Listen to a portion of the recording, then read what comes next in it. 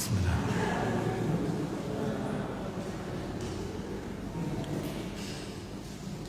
Assalamualaikum warahmatullahi wabarakatuh. Innal hamdalillah nahmaduhu wa nasta'inuhu wa nastaghfiruh wa na'udzu billahi min shururi anfusina wa min sayyiati a'malina. Man yahdihillahu fala mudilla lahu wa man yudlil fala hadiya lahu. Asyhadu an la ilaha illallah wahdahu la syarika lahu wa asyhadu anna Muhammadan 'abduhu wa rasuluh sallallahu alaihi wa ala alihi wa sahbihi wa sallama tasliman katsira. Amma ba'du, faya ayyuhal ikhwah wal akhwat, teman-teman yang dirahmati oleh Allah Subhanahu wa taala, dalam kesempatan malam hari ini alhamdulillah wa syukurillah kita bertemu kembali dalam rangka thalabul ilm, membaca kitab Al-Muntaqan Nafis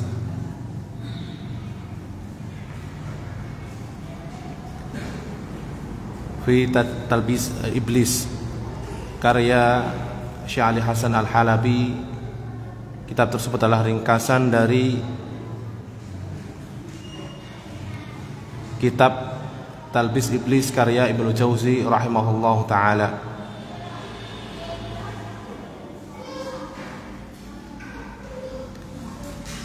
Taib ayul ikhwah wal akhwat, teman-teman yang dirahmati oleh Allah Subhanahu wa taala.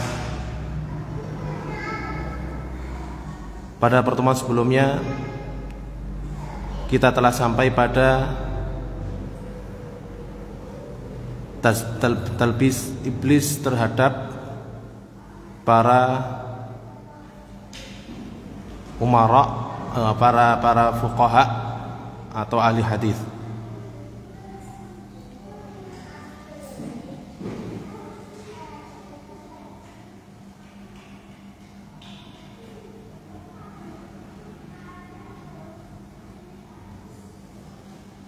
Subhanallah.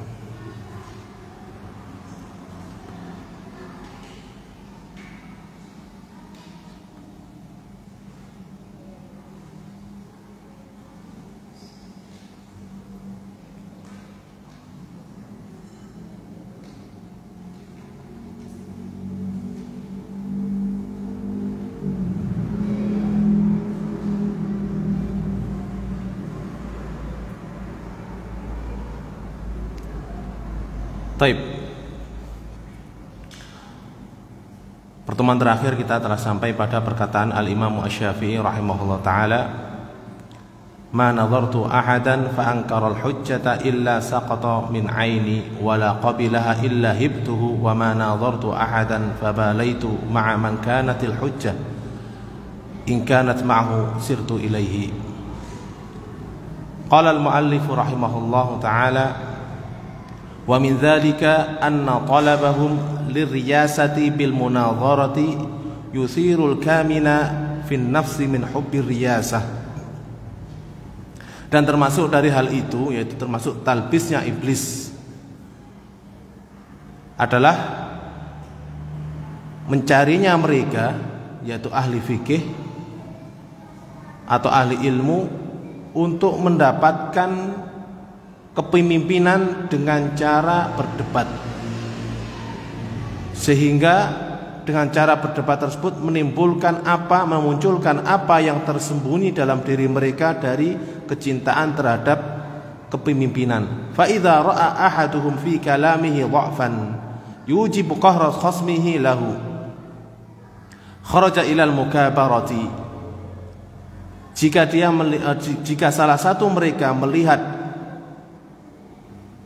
di ucapannya hujah yang dhaif atau dalil yang lemah yang menjadikan musuhnya atau lawannya lebih kuat atas dirinya, dia keluar dengan kesombongannya.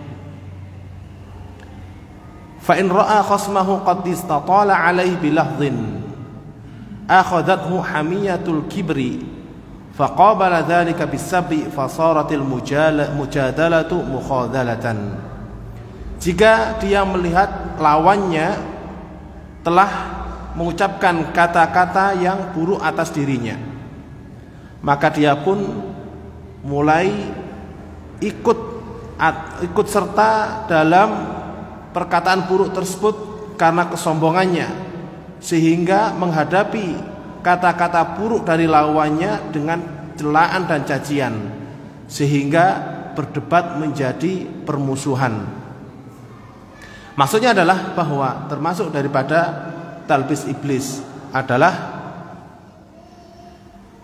yaitu ahli ilmu atau orang yang memiliki ilmu itu senang berdebat,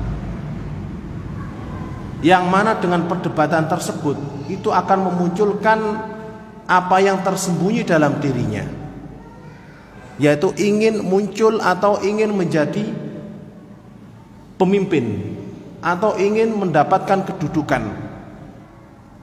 Dan ini tampak ketika dia berdebat, tidak peduli apakah benar bersama dia atau bersama lawannya, yang penting menang berdebat. Ini adalah satu hal yang merupakan talbis dari pada Pak Iblis, terkhusus pada ahli ilmu atau penuntut ilmu. Baru memiliki ilmu sedikit langsung tampil mendebat sana dan sini, padahal dengan mendebat tersebut apa yang tersembunyi dalam hatinya akan tampak. Kalau kita lihat ya, perdebatan yang ditayangkan di media atau dimanapun, baik perdebatan tersebut antar ahli atau antar pengamat, dan ini yang sering terjadi. Pengamat tersebut mereka saling berdebat, mempertahankan pendapatnya tanpa peduli apakah benar atau salah, sesuai dengan sunnah atau tidak. Yang penting dia bisa mengalahkan lawan dalam perdebatan. Bahkan dengan cara berbohong dan menukil kabar hoax pun mereka lakukan. Ini adalah talbis iblis, yaitu godaan iblis untuk menjerumuskan manusia kepada keburukan, sehingga diskusi dan perdebatan itu menjadi permusuhan, bukan lagi diskusi untuk mencari kebenaran, mana yang hak, mana yang sesuai dengan sunnah, mana sesuai dengan dalil diikuti. Tidak ya, tidak seperti itu, akan tetapi hanya mengedepankan siapa yang paling kuat bicaranya, dialah yang menang.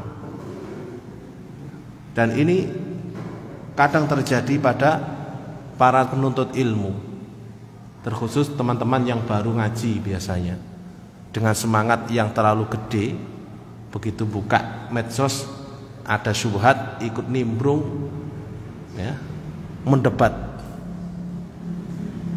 Padahal hal tersebut itu godaan iblis, karena dengan berdebat maslahat yang lebih banyak itu akan hilang ya. Karena sebelum berdebat itu harus dilihat tujuannya apa. Apakah mencari kebenaran atau hanya mengalahkan lawan, atau ingin menampakkan dirinya sebagai orang yang pandai berdebat dan semacamnya. Ini harus diperhatikan. Karena jika hal itu tidak diperhatikan, perdebatan akan menjadi permusuhan dan saling caci maki, sehingga yang seharusnya perdebatan itu penuh dengan masalah-masalah ilmiah menjadi cacian makian terhadap lawan. Meskipun terkadang teman-teman kita yang berdebat itu benar, tapi karena ketidakmengertian tentang adab-adab bermunadharah, adab berdebat, sehingga melampaui batas. Taib qala rahimahullah taala wa min dzalika, dan termasuk godaan iblis talbisnya iblis adalah tarakhusuhum fil ghibah bi hujjatil hikayah 'anil munadharah. Mereka mencari rukhsah, menganggap boleh melakukan ghibah dengan alasan menirukan perkataan seseorang dalam berdebat. Fayaqulu ahaduhum, maka salah satu mereka mengatakan takallamtu ma'a fulan fama qala syai'an wa yatakallama bima yujibu tashaffi min gharadi khasmihi bitilkal hujjah. Salah satu mereka mengatakan, aku berbicara bersama fulan, tapi fulan tidak mengatakan sesuatu pun. Kemudian dia berbicara atau membicarakan orang tersebut untuk memuaskan dirinya dari tujuan permusuhan atau musuhnya dengan hujah tersebut. Maksudnya adalah bahwa di antara talbisnya iblis terhadap penuntut ilmu, terhadap ahli ilmu, yaitu bermudah-mudahan melakukan ghibah dengan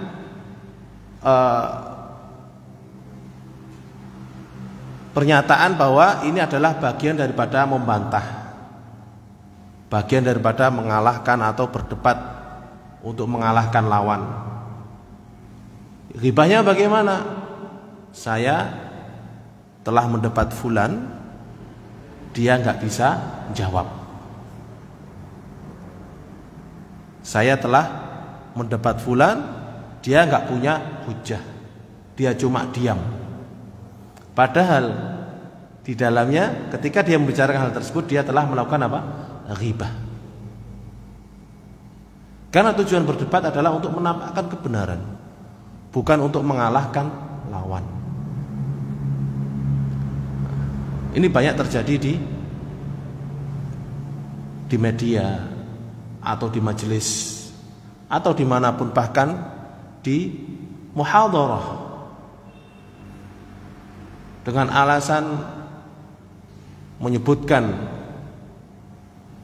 kebatilan ahli bid'ah, ya, atau kebatilan orang-orang yang menyelisih sunnah, tapi tidak hati-hati dalam masalah ghibah. Cukup menyebutkan ucapan yang salah, kemudian jelaskan kesalahannya dan dibantah dengan dalil. Kecuali dalam maqam tahdzir.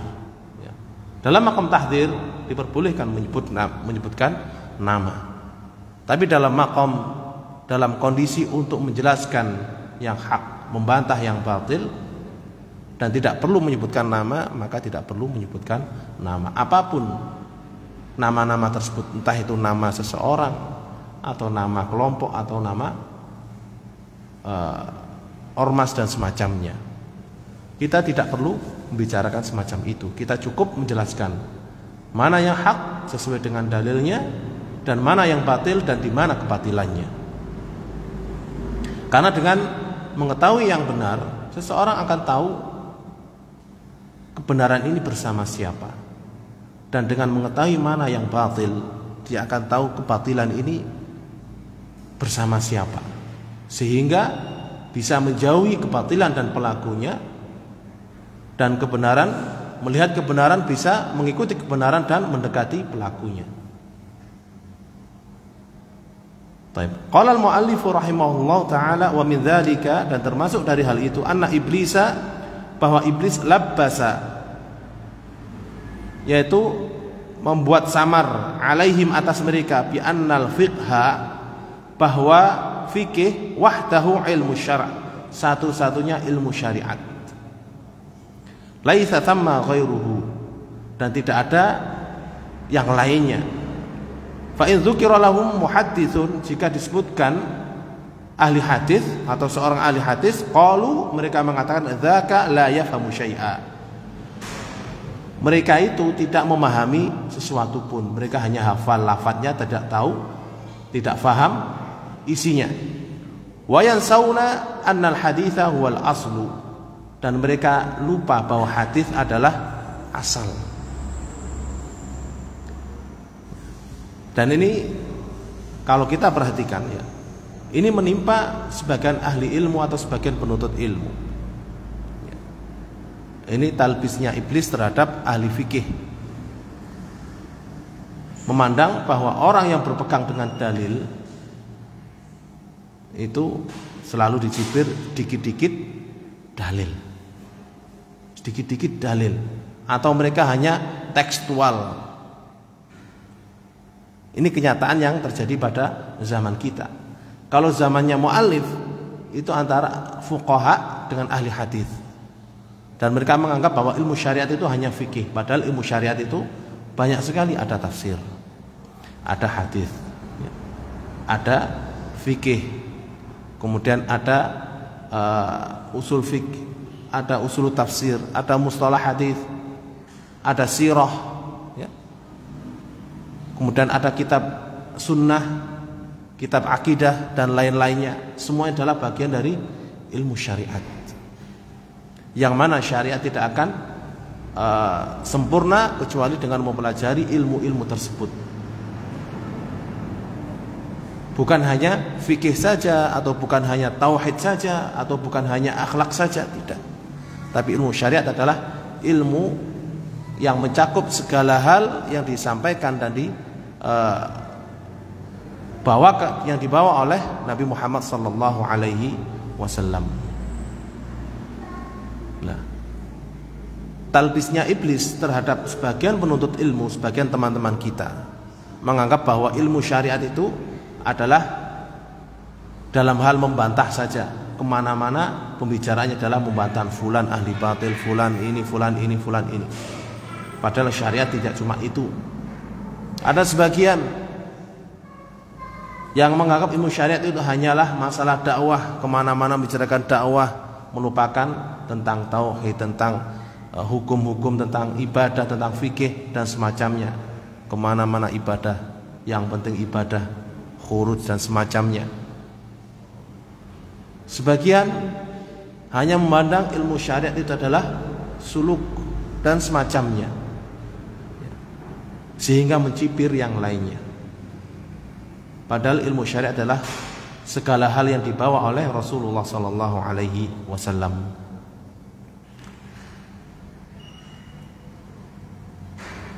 Dan apa yang terjadi pada zaman kita ketika seseorang membawakan dalil, baik dari Al-Quran atau dari hadis, sering dituduh sebagai tekstual, atau sering dituduh sebentar-sebentar dalil.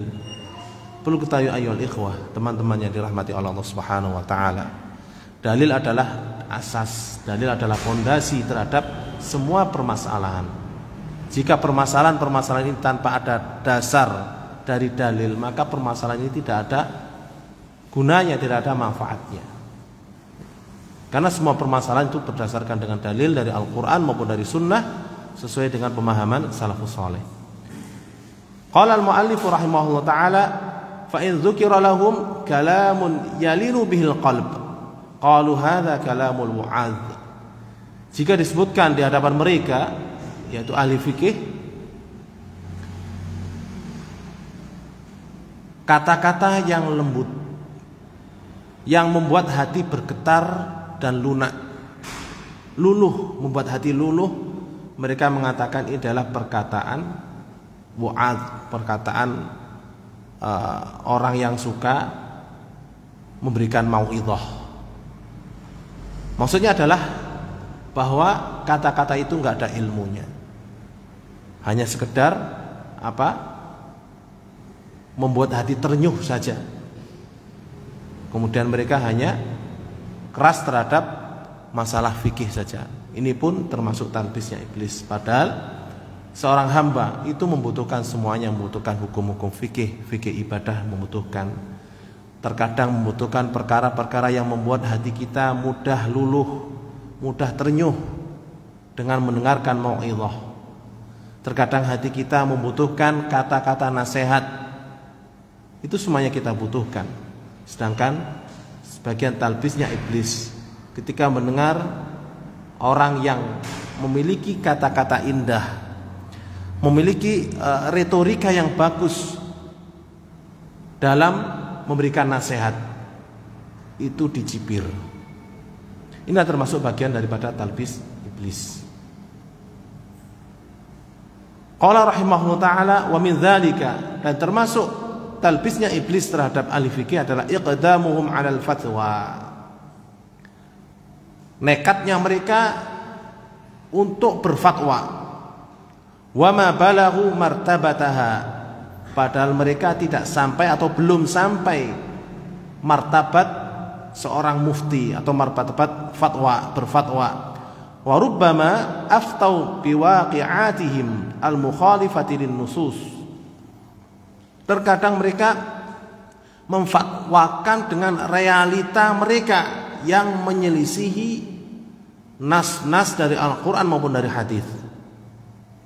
Walau tawaqqafu fil mushkilati kana aula, seandainya mereka berhenti sejenak untuk merenungkan perkara-perkara yang pelik, maka itu adalah suatu yang lebih utama bagi mereka. Maksudnya adalah bahwa sebagian ahli fikih baru belajar ilmu fikih langsung mendudukkan diri sebagai mufti, mengeluarkan fatwa ke sana kemari. Setiap orang bertanya tidak pernah ditolak, selalu dijawab. Ini berbahaya, karena fatwa jika atas dasar ilmu maka ini diperbolehkan, tapi jika atas dasar tanpa ilmu maka ini akan menyebabkan kesesatan dan menyesatkan. Bagaimana satu fatwa bisa menghancurkan satu negara, bahkan satu fatwa bisa memusnahkan manusia. Kalau kita lihat terjadinya pembunuhan di antara kaum muslimin, bahkan terjadinya bom bunuh diri. Apa asalnya? Asalnya adalah dari fatwa. Memfatwakan ini adalah murtad, kemudian halal darahnya, kemudian boleh dibunuh, sehingga dengan cara apapun bisa dibunuh. Maka ada yang nekat melakukan pembunuh diri, padahal yang dibom adalah dirinya sendiri, kemudian kaum muslimin. Itu semuanya adalah dari fatwa. Nah, termasuk talbisnya iblis, orang baru menuntut ilmu beberapa pekan ya, atau beberapa muhadharah langsung memberikan fatwa. Masya Allah. Seandainya dia merenungkan, tidak akan berani berfatwa. Qala fa'an Abdurrahman ibn Abi Layla, maka dari Abdurrahman bin Abi Layla, qala, dia mengatakan, adraktu 120 min ashabi Rasulillah sallallahu alaihi wasallam. Aku bertemu 120 dari para sahabat Rasulullah sallallahu alaihi wasallam. Yus'alu ahaduhum 'anil mas'alati, salah satu mereka ditanya tentang satu masalah. Fayarudduha hadza ila hadza. Maka sahabat ini mengembalikan fatwa ini ke sahabat yang lainnya. Wa hadza ila hadza, sahabat yang lainnya ke sahabat yang lainnya, hatta tarji'a ilal awwal, sampai muter kembali lagi ke sahabat yang pertama ditanya. Kenapa? Fatwa itu tanggung jawabnya besar. Karena fatwa, ketika dia mengeluarkan fatwa, sama dengan dia menyampaikan hukum Allah Subhanahu wa taala, padahal fatwa tersebut belum tentu sesuai dengan hukum Allah Subhanahu wa taala. Perhatikan, para sahabat ya, ditanya tentang satu masalah, jangan bertanya saya, tolong tanyakan itu lebih alim daripada saya. Yang bertanya ke sana, ketika sampai di sana juga demikian, tanyakan kepada fulan, yang fulan tanyakan kepada fulan, sampai muter lagi kembali ke yang pertama, sampai yang bertanya ini siapa yang mau jawab ini? Inilah kondisi mereka. Kenapa mereka melakukan hal itu? Karena khawatir, karena takutnya kalau berfatwa tanpa atas dasar ilmu. Wa fi lafdhin anhu, dan dalam lafaz yang lain dari Abdurrahman ibn Abi Layla. Abdurrahman ibn Abi Layla ini adalah seorang tabi'in ya. Qala, dia berkata, adraktu fi hadzal masjid, aku bertemu ya, dalam masjid ini 20 wa mi'atan min al-ansar, 120 dari sahabat Ansar, min ashabi Rasulillah, dari para sahabat Rasulullah sallallahu alaihi wasallam, ma minhum man yuhadditsu haditsan, tidak ada satupun dari mereka menyampaikan hadis illa wadda anna akhahu kafahul hadis, kecuali dia senang kalau ada saudaranya yang mencukupi untuk menyampaikan hadis. Wala yus'alu an futya, dan tidak ditanya tentang fatwa illa wadda anna akhahu kafahul futya, kecuali dia senang kalau saudaranya telah mencukupi untuk berfatwa. Maksudnya apa? Maksudnya ya, para sahabat mereka lebih banyak diam ketika sudah ada yang menyampaikan. Ketika sudah ada yang menyampaikan hadis ya, maka mereka cukup. Sehingga kalau nggak ada yang menyampaikan, mereka akan menyampaikan hadis. Sampai salah satu mereka berharap ada sebuah hadis yang sangat dibutuhkan oleh umat, hadis Nabi SAW untuk menjelaskan tentang satu hukum. Maka belum ada sahabat yang menyampaikan. Di antara mereka berharap semoga ada yang sudah menyampaikan, karena mereka juga takut kalau nggak menyampaikan, karena tidak menyampaikan ilmu, menyembunyikan ilmu juga ancamannya sangat keras. Man a'tahu Allahu ilman fakatamahu, barang siapa yang Allah beri dia ilmu, memberi seseorang ilmu, kemudian dia menyembunyikan ilmu tersebut, maka mulutnya akan disumpal dengan bara api neraka. Ini orang yang menyembunyikan ilmu. Nah, para sahabat mereka mau menyampaikan, takut atas konsekuensinya kalau salah, tidak menyampaikan takut menyembunyikan ilmu, sehingga mereka berharap semoga ada yang sudah menyampaikan. Karena kalau sudah ada yang menyampaikan, maka mereka menahan diri.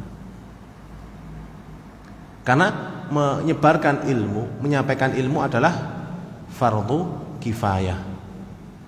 Hukumnya adalah fardu kifayah. Jika ada sekelompok orang yang cukup dalam menyampaikan ilmu, dalam menyampaikan sunnah, maka bagi yang lainnya menjadi fadilah, menjadi sunnah, bukan menjadi wajib ya. Demikian juga dalam masalah fatwa.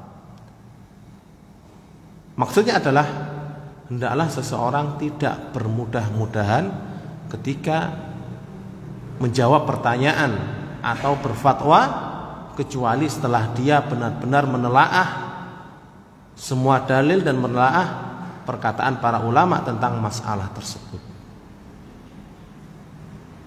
Karena iblis itu pinter. Seorang penuntut ilmu rajin ya, ikut kajian sana sini ya, sebulan 2 bulan, seolah-olah sudah menguasai semuanya. Ada temannya yang ada masalah, tanya, gimana sih ini ada masalah begini ini? Oh, itu jawabannya gini. Kayak sudah menguasai semuanya.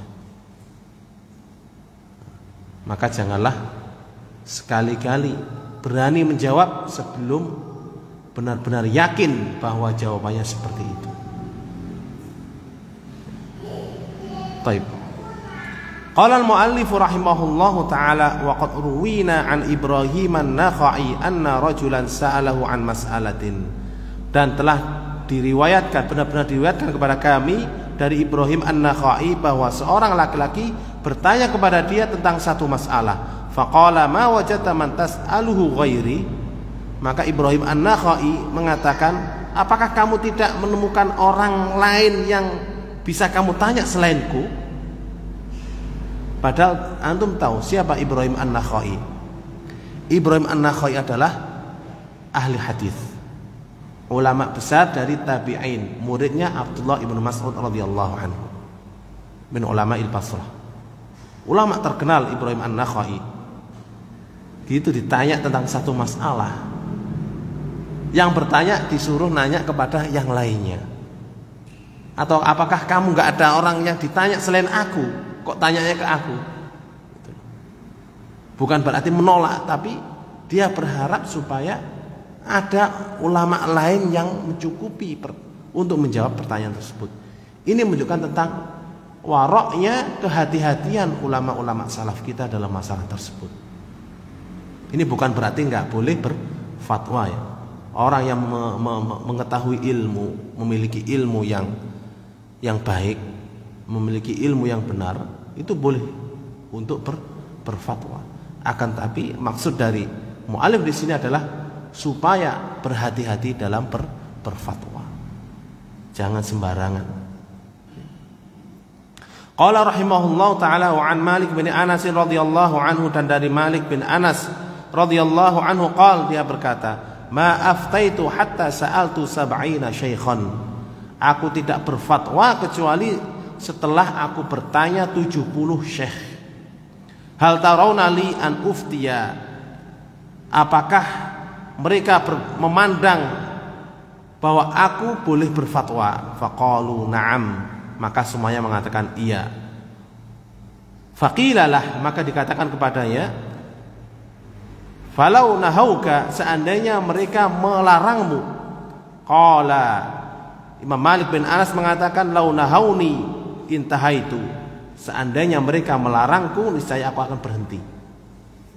Ini kisah lain dari Imam Malik bin Anas. Antum tahu Imam Malik bin Anas, salah satu dari imam 4 madhab. Siapa saja imam 4 madhab? Imam Abu Hanifah, Imam Malik bin Anas, Imam Muhammad ibn Idris Asy-Syafi'i, Imam Ahmad bin Hanbal. Ini 4 imam, 4 madhab yang terkenal. Nah, ini dinukil dari Imam Malik, ahli hadis, bahkan dikatakan imamu dari hijrah, ya. Imamu dari hijrah.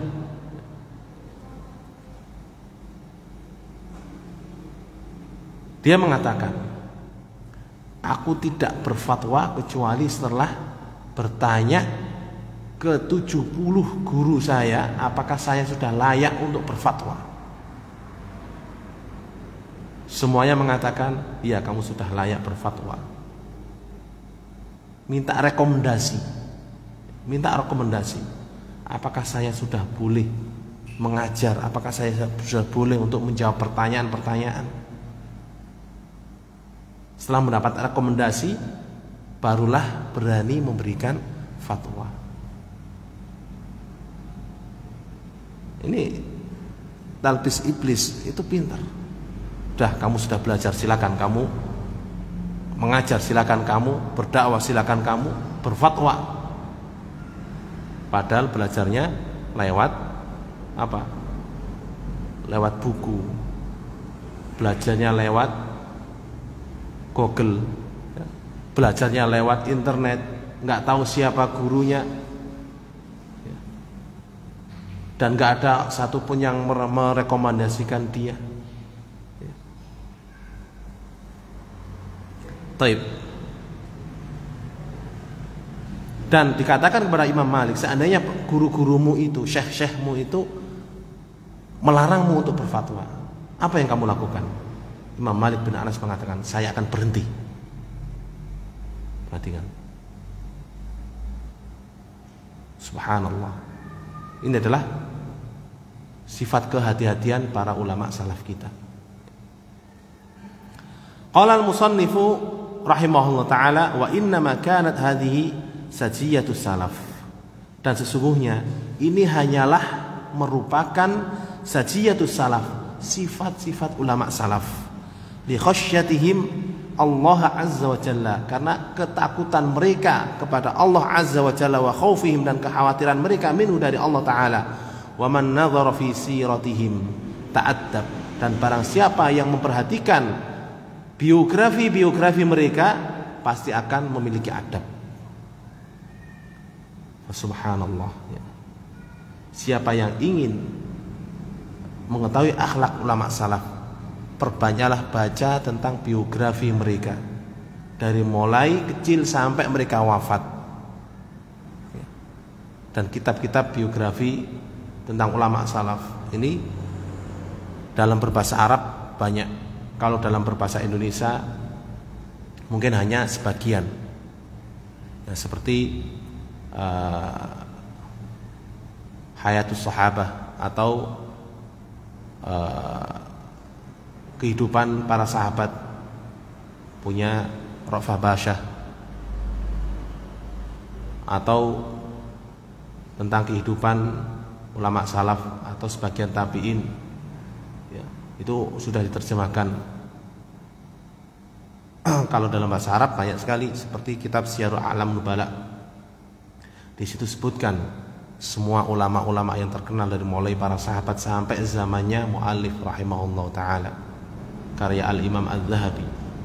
Siapa yang tahu bahasa Arab perbanyak untuk membaca sirah-sirah mereka, karena di dalamnya banyak sekali mauqif-mauqif atau kondisi-kondisi yang bisa memberikan pencerahan kepada kita tentang akhlak-akhlak para ulama salaf kita.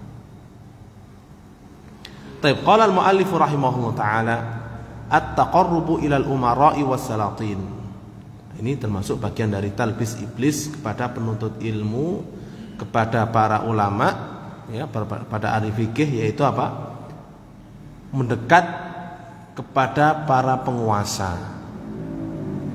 atau para pemimpin, orang-orang yang memiliki kedudukan, mendekati mereka.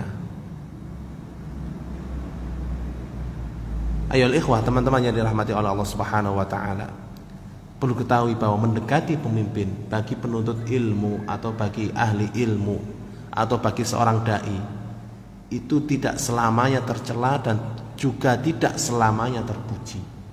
Tergantung maksud, tujuan dan niatnya. Apa niat untuk mendekati mereka? Untuk mendakwai mereka, untuk mentazkir, mengingatkan mereka, memberikan mau'izah kepada mereka, dengan harapan supaya mereka menerima pelajaran, menerima nasihat, menerima pengingat, sehingga mereka mendapat hidayah dan taufik dari Allah Subhanahu wa taala. Dan inilah yang diharapkan. Akan tapi kalau mendekat untuk supaya dipandang dia memiliki kedekatan dengan penguasa, supaya dipandang dia dekat dengan orang-orang terkenal, maka ini adalah bagian dari talbis iblis. Kemudian mu'allif rahimahullah ta'ala mencontohkan bentuk-bentuk talbis iblis, cara menggoda iblis dengan halus, ya, menutupi dengan permukaan yang indah, di dalamnya ada sesuatu yang merusak. Wa min talbisi iblis 'alal fuqaha, dan termasuk dari talbis iblis terhadap para fuqaha, para ahli ilmu, para penuntut ilmu, mukhalatatuhum al-umara'a was-salatin. Duduk bercampurnya mereka dengan para penguasa dan para pemimpin. Wa mudahanatuhum, dan mudahananya mereka, mudahana itu menampakkan atau menyetujui mereka, menampakkan persetujuan mereka terhadap apa yang dilakukan oleh para penguasa, mendiamkan, membiarkan apa yang dilakukan oleh penguasa meskipun itu adalah satu hal yang batil. Wa tarkul inkari alaihim ma'al qudrati ala dzalik, dan meninggalkan mengingkari mereka padahal mampu untuk hal itu, untuk mengingkarinya. Wa rubbama rakhasu lahum, bahkan terkadang memberikan keringanan, rukhsah kepada mereka, pada para penguasa, fima la rukhsata lahum fi, terhadap perkara-perkara yang tidak ada rukhsah di dalamnya. Liyanalu min dunyahum arada, supaya mendapatkan dunia mereka. Fayaqau bidzalikal fasad, sehingga terjadilah kerusakan karena hal itu, li thalathati aujuh, karena 3 sisi. Al-awwalu, yang pertama, al-amiru, penguasa mengatakan, yaqul, mengatakan, laula anni ala shawab, kalau bukan aku benar, la angkara alayya al-faqih, ustadz ini, ahli ilmu ini, alim ini akan mengingkariku. Wa kaifa la akunu musiban wa huwa ya'kulu min mali. Bagaimana aku tidak selalu benar pada sedangkan dia selalu makan dari uangku, makan dari pemberianku. Wathani, dan yang kedua al-ami, orang awam, annahu yaqul, orang awam akan mengatakan la ba'sa bihadzal amir, dah enggak apa-apa apa yang dilakukan oleh penguasa ini enggak apa-apa, wala bimali, dan dengan hartanya enggak apa-apa, wala bi af'al, dan perbuatan juga enggak apa-apa, fa inna fulanan al-faqih la yabrahu indahu, karena fulan, ustadz fulan selalu menyertai dia. Orang awam pun tertipu.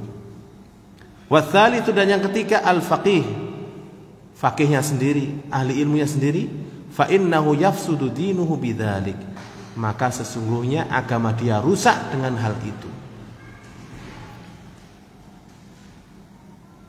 Maksudnya adalah bahwa para penuntut ilmu atau para ustadz, para dai, hendaklah tidak terlalu banyak duduk bersama para penguasa, kecuali kalau ada maksud syar'i,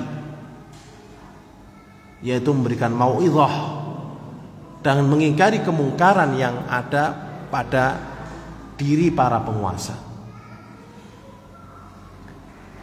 Karena bercampur duduknya atau duduknya para ulama atau duduknya para dai, duduknya para ustadz bersama para penguasa, itu akan menimbulkan fitnah. Karena seorang dai atau seorang faqih terlalu sering duduk bersama penguasa, itu akan mendapatkan manis apa yang dimiliki oleh penguasa. Apa manis yang dimiliki oleh para penguasa? Yaitu pemberian, baik itu pesangon atau itu fasilitas atau apa saja dari kenikmatan-kenikmatan dunia. Kalau sudah mendapatkan hal tersebut, maka untuk mengingkari kemungkaran yang dilakukan oleh penguasa akan kaku lidahnya, akan malu dirinya mau mengingkari. Beda halnya kalau seorang dai tersebut tidak pernah merasakan pemberian dari penguasa. Kalau ada kemungkaran dia akan berani mengingkari. Dan hal ini itu akan menimbulkan fitnah bagi semuanya. Pertama bagi penguasa itu sendiri. Apa yang saya lakukan, penguasa mengatakan apa yang saya lakukan ini benar. Kenapa?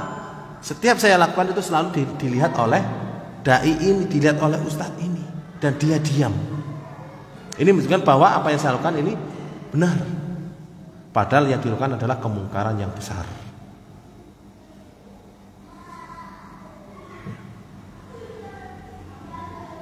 Kemudian fitnah terhadap orang awam.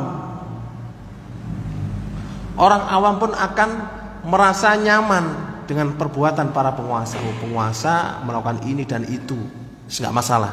Karena apa? Penguasa ini bagus, selalu didampingi oleh ustadz fulan, selalu didampingi oleh dai fulan.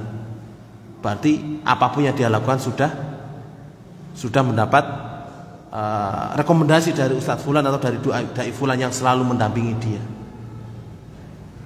Padahal dai fulan atau ustadz fulan yang mendampingi penguasa tersebut,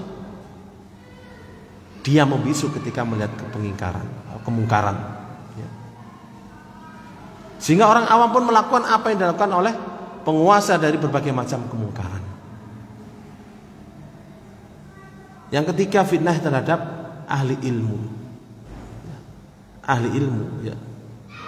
Atau seorang ustadz atau seorang dai yang sering duduk bersama penguasa tanpa memberikan nasihat atau mengingkari kemungkaran yang mereka lakukan,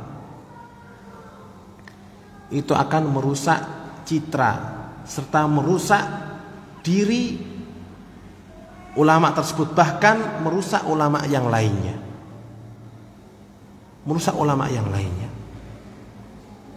Dan di akhir zaman ini, subhanallah, ya, kedudukan seorang dai atau seorang ustadz itu diperbutkan. Sampai orang yang nggak tahu agama, nggak tahu baca bahasa Arab, ya, pun memproklamirkan dirinya sebagai dai, sebagai ustadz. Karena kedudukan tersebut adalah kedudukan yang dipandang mulia. Sehingga hal tersebut merusak dirinya sendiri, merusak agamanya, dan merusak yang lainnya. Qala rahimahullah ta'ala wa qad labbasa iblisu alaihim fit dukhuli ala sultan fayaqulu innama nadkhulu linashfa'a fi muslim. Iblis itu memberikan talbisnya kepada penuntut ilmu, kepada dai atau kepada ustadz yang selalu menyertai para penguasa. Itu apa? Ya, nanti saya akan memberikan bantuan untuk saudara-saudaraku yang muslim, supaya penguasa ini mudah membantu mereka. Ini adalah maksud yang bagus, tapi di balik itu ada madharat yang besar. Seandainya hanya cukup di situ saja, bagus, dekat dengan penguasa untuk benar-benar membantu saudaranya yang muslim, memberikan syafaat. Akan tapi kalau terus-menerus, yang akibatnya, ya, kalau tidak hati-hati, akibatnya yang tadi di atas tadi, melihat kemungkaran penguasa, tidak berani mengingkarinya. Dan ini wakil terjadi ketika selalu bersama penguasa. Ternyata penguasa tersebut melakukan ritual di tempat-tempat kesyirikan, atau ritual di tempat keramat yang itu merusak tauhid. Gak ada pengingkaran, gak berani mengingkari. Nah, ini menimbulkan fitnah yang luar biasa. Dan itu semuanya adalah awalnya dari talbis iblis. Iblis menggoda dengan menggoda supaya melakukan hal yang baik, padahal di balik itu ada hal buruk yang diinginkan oleh iblis. Qala rahimahullah ta'ala wa yankashifu hadha talbis bi annahu law dakhala ghairuhu yashfa' lama a'jabahu dzalik. Dan talbisnya iblis seperti ini akan tersingkap, akan diketahui kalau seandainya orang lain, ya, itu dekat dengan para penguasa, maka dia kurang suka. Wa rubbama qadah fi dzalika syahs, ya, terkadang mencela orang tersebut litafarrudihi bisultan, supaya dia sendiri satu-satunya yang dekat dengan penguasa tersebut. Maksudnya apa? Maksudnya, ya, seorang dai atau seorang penuntut ilmu yang dekat dengan penguasa itu akan tersingkap maksud buruknya ketika ada orang lain, ya, atau ustadz lain atau dai lain yang juga dekat dengan penguasa tersebut. Apakah dia senang atau tidak? Kalau dia tidak senang, merasa terganggu posisinya, maka disinilah akan terlihat bahwa dia sudah masuk dalam perangkap iblis. Taib, ayo ikhwah, teman-teman yang dirahmati oleh Allah Subhanahu wa taala, dikarenakan sudah masuk waktu sholat Isya, ana persilakan muadzin untuk berazan, kemudian kita lanjut setelah azan sampai qoma.